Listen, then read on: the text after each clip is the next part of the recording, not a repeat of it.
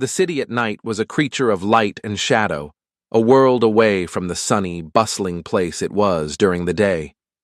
For Amani, the quiet of the late evening shift at the Bean Sprout Cafe was a welcome escape. It was a small, cozy place tucked between a laundromat and a closed-down bookstore, smelling always of roasted coffee and vanilla. At 20, life was a balancing act between college classes, this job, and sending money back home to her mom. She wiped down the already clean counter, the soft cloth moving in slow circles. Her thoughts were on a difficult psychology paper, her brow slightly furrowed in concentration. The only sound was the low hum of the refrigerator and the distant whoosh of a lone car. The sharp ding-a-ling of the door chime cut through the silence like a knife. Amani looked up. A polite, "We're about to close," ready on her lips, but the words dissolved before they could form. 3 men walked in, their presence instantly sucking the warmth from the room. They moved with a quiet, deliberate purpose, their expensive-looking dark suits seeming to absorb the light. They didn't speak, simply fanned out, their eyes scanning the small cafe as if checking for threats. And then, there was their leader. He stepped slightly ahead of the others, and he was different. He was handsome, with sharp features and dark, intense eyes. But it was the feeling he gave off that made Amani's skin prickle. He felt cold, like a stone that had been lying in the shade all day. This was Yoon. His gaze swept past the empty tables and landed on her, and it felt like being pinned in place. He didn't look at her like a customer looks at a server. He looked at her like she was a puzzle he was trying to solve. He approached the counter, his footsteps silent on the tile floor. Amani instinctively took a small step back, her hand tightening around the damp cloth. He stopped on the other side of the counter, close enough for her to see the perfect line of his jaw, the unwavering stillness in his posture. He didn't look at the menu board. His eyes were only for her. The memory hit Yoon with the force of a physical blow. It had been 3 days ago. He'd been in a car across the street, handling a tense, unpleasant piece of business. His window was down, and his attention, for just a moment, had been stolen. He saw her through the large window of the cafe, laughing with an elderly customer. Her laugh was bright, a genuine, sunny sound that seemed to cut through the grimy tension of his own world. She had tucked a loose curl behind her ear, her smile warm and easy. In that single, unguarded moment, she looked like pure joy, a feeling so foreign to him it was almost painful. He hadn't been able to forget her face. Now, standing before her, the contrast was jarring. Her warmth against his cold, her nervousness against his control. The words left his lips in a low, hushed whisper, meant for her ears only. "I want some sugar, so I'm having you tonight." The air left Amani's lungs. Her heart hammered against her ribs, a frantic drumbeat of fear and disbelief. The words were so bold, so possessive, it felt like a violation. But then, a spark of defiance ignited deep within her. She was not a thing to be had. She straightened her spine, meeting his intense gaze, her own eyes flashing with a fire that surprised even her. "No," she said, her voice remarkably steady. "You can't just have people." A flicker of something, not anger but profound surprise, passed through Yoon's dark eyes.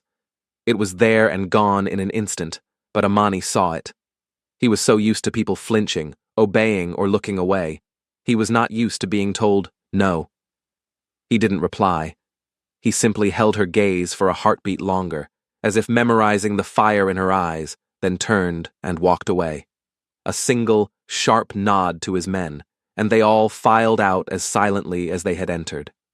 The door chimed again, and they were gone, leaving behind only the scent of cold night air and expensive cologne. Amani let out a breath she didn't realize she was holding, her knees feeling suddenly weak. She leaned against the counter, the encounter replaying in her mind on a dizzying loop. The cold look in his eyes, the whisper, her own brave refusal. Who was he? The following days were normal on the surface, but Amani found her thoughts drifting back to that intense, silent man more often than she cared to admit. It was on a Thursday, as she was taking a shortcut through a less crowded park on her way home, that the memory came crashing into the present. A group of loud, rough-looking men noticed her, and one of them stepped into her path, saying something unkind. Amani's heart sank, a fresh wave of fear washing over her. Problem here? The voice was calm, low, and familiar. Yoon was there, leaning against a lamppost she could have sworn was empty a moment before. He wasn't looking at her. His entire focus was on the man blocking her path. He didn't raise his voice, didn't make a threat. He simply pushed himself off the lamppost and took one step forward. His expression was neutral, but the air around him crackled with a dangerous energy. The troublesome man, seeing the cold promise in Yoon's eyes and the two other suited men now visible a few feet behind him, paled. He muttered a quick, "My mistake," and he and his friends scattered like startled birds. The park was quiet again. Yoon finally turned to look at Amani. "This isn't a safe way to walk home," he said, his voice softer now. "It's the quickest," she managed to reply, her voice a little shaky. "Not tonight, it isn't," he said. "I'll walk with you."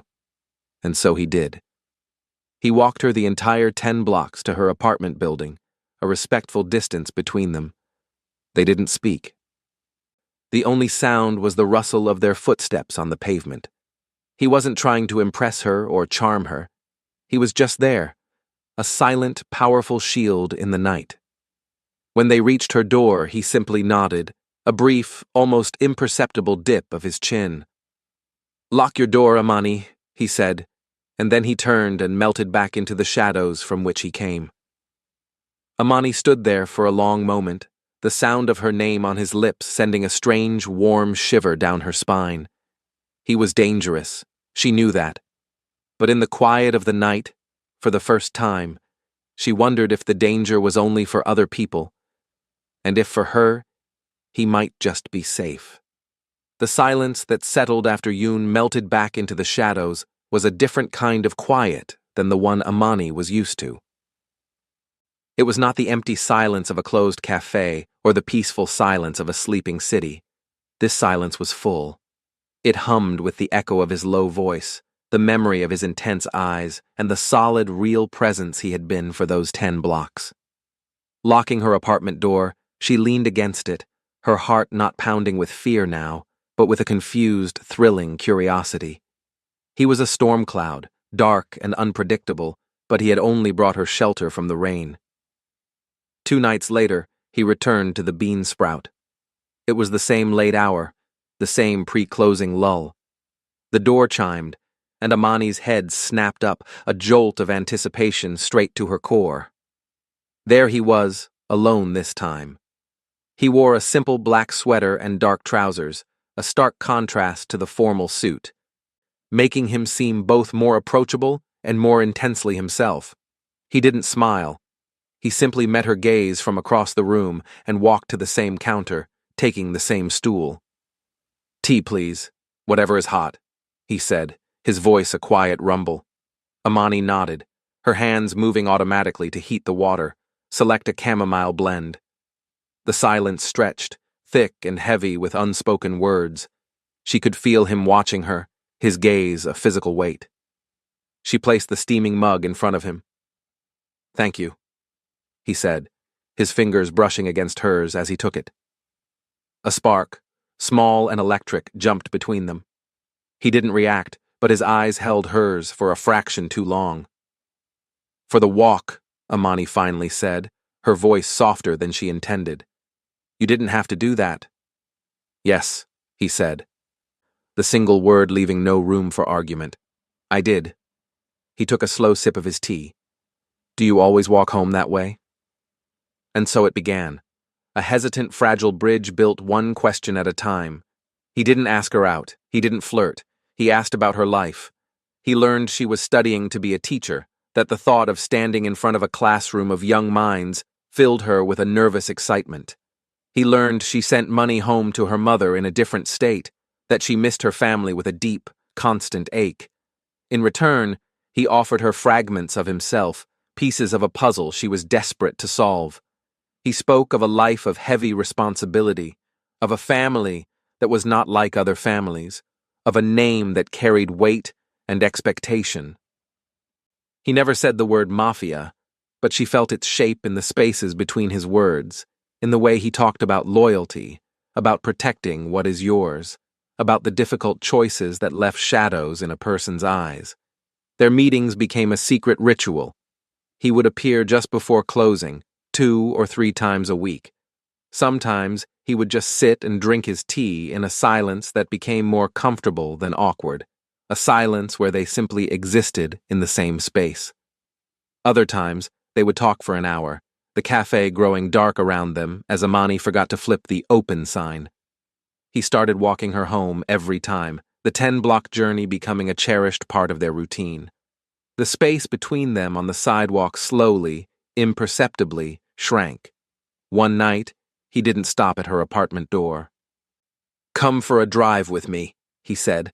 It wasn't a command, but a question held in a low, hopeful tone. Amani, without a single thought of her usual caution, nodded. He drove to a small, hidden lookout point on a hill overlooking the city. The world was spread out below them, a sprawling tapestry of twinkling lights. They got out and stood by the car, the night air cool on their skin.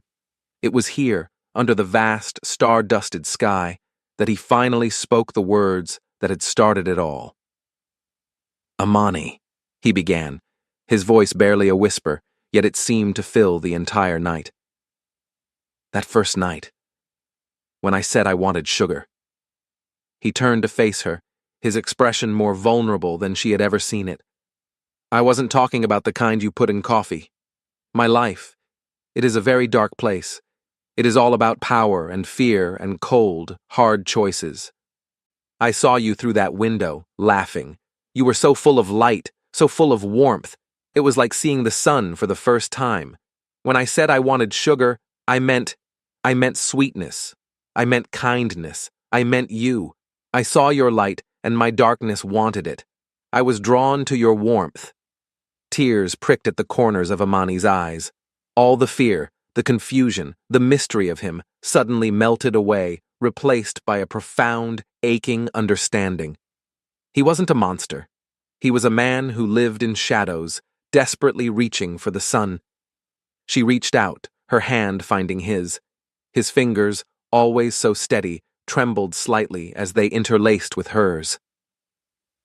"You don't have to live in the dark all by yourself," she whispered. He lifted his other hand, his touch impossibly gentle as he cupped her cheek, his thumb stroking her skin. He leaned in slowly, giving her every chance to pull away. She didn't. She rose onto her toes to meet him. Their first kiss was not a claiming, but a promise. It was soft and searching, a slow, tender exploration that spoke of deep longing and newfound hope. It tasted of chamomile tea and the cool night air and a future they were only just beginning to dare imagine. When they finally parted, breathing each other's air, he rested his forehead against hers. "Amani," he breathed, her name a prayer on his lips. From that night on, their world became a private universe of two.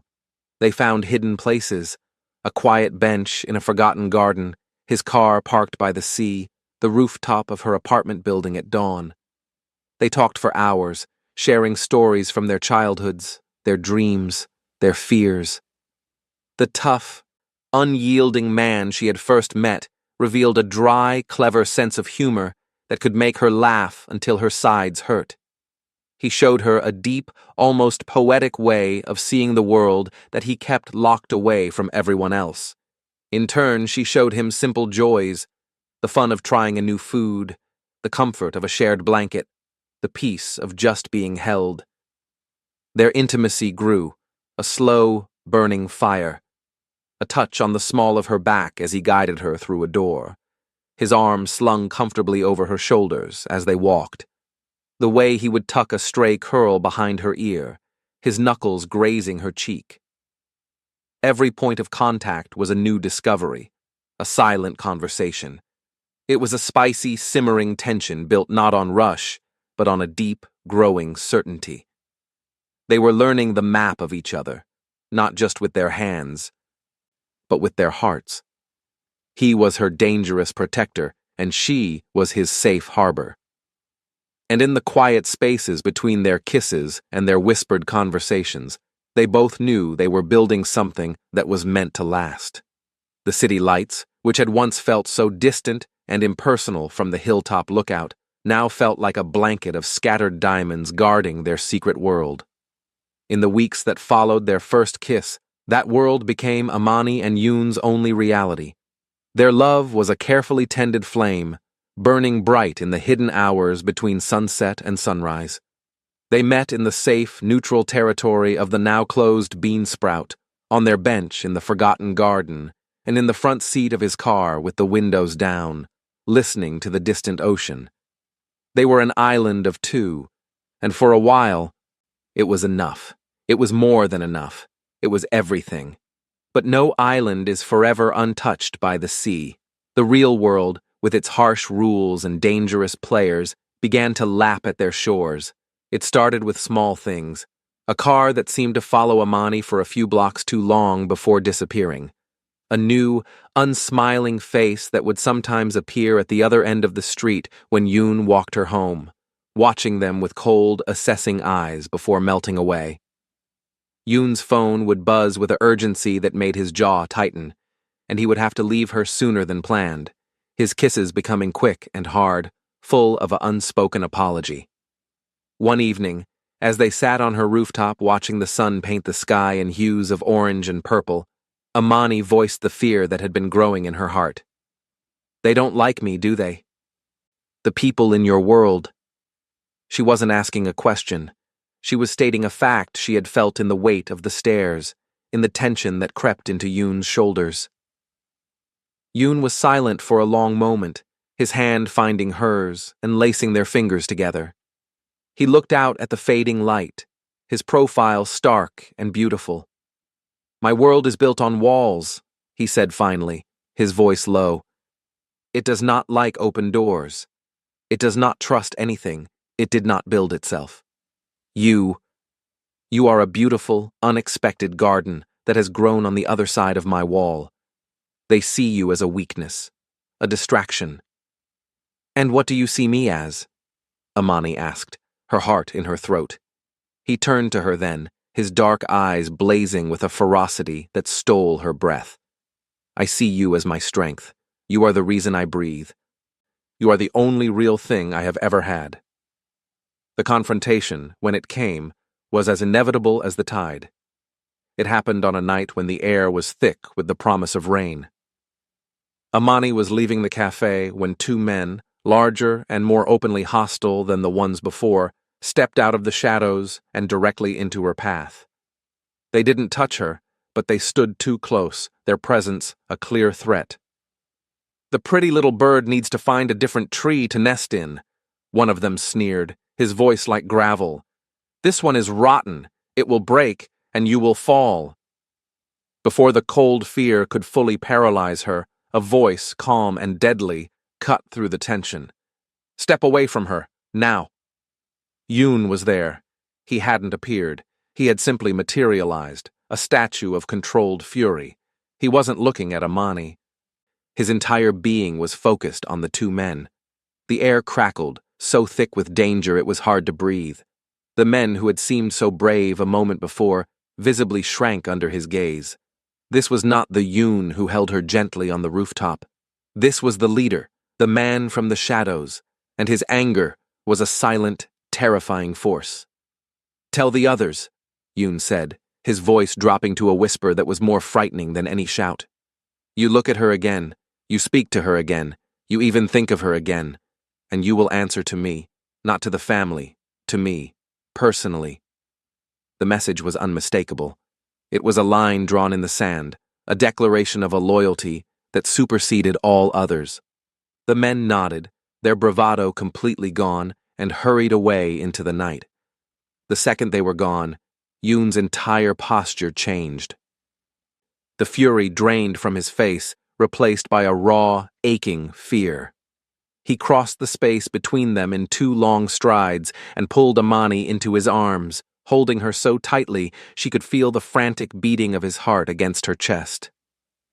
"I'm sorry," he whispered into her hair, his voice thick with emotion. "I am so sorry you were ever touched by this, by my life." In that moment, wrapped in the safety of his embrace, feeling the tremor in his strong arms, Amani understood everything. The danger was real, but his love for her was his anchor. It was his strength, not his weakness. He had chosen her, publicly and definitively, against the pressures of his entire world. The last of her own fears melted away, replaced by a steel resolve of her own. She would stand with him. Whatever came next, they would face it together. A few nights later, he took her back to their hilltop. The city glittered below them, a kingdom of possibilities. He turned to her, taking both of her hands in his. His palms were warm, his grip firm and sure.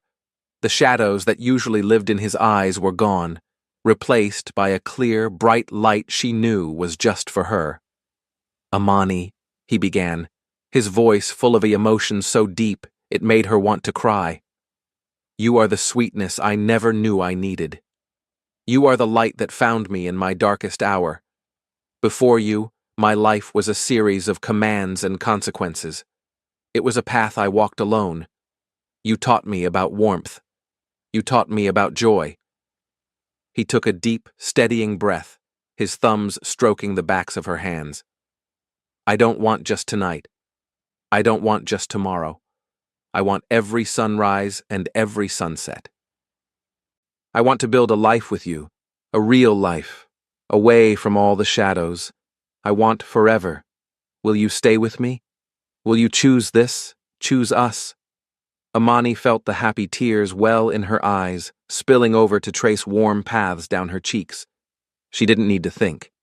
She had known her answer from the moment he walked her home in silence, from their first kiss under the stars, from the way he had stood as her shield against the world. She reached up and placed a hand on his cheek, feeling the strong line of his jaw beneath her palm. "My forever," she whispered, her voice clear and sure, "started the moment you walked into that cafe and I found the courage to tell you no. It started the moment I saw the good man hiding behind the tough one. I choose you, Yoon. I choose us. Forever." A slow, beautiful smile spread across his face. A sight so rare and precious, it felt like a gift. He leaned in and kissed her, and this kiss was different from all the others. It was not a promise of what could be. It was a seal on what now was. It was a kiss of forever, deep, tender, and filled with a love that had been tested and had emerged unbreakable. He held her close, his arms a fortress around her, and they stood together for a long, long time, 2 souls who had found their home in each other, their future shining as brightly as the city laid out before them. Did Amani and Yoon's journey capture your heart? If you were swept away by their story of a love that conquered darkness, then you won't want to miss what comes next. Subscribe to the channel for more unique and moving romance stories that explore the deepest connections. A new, unforgettable love story is just around the corner.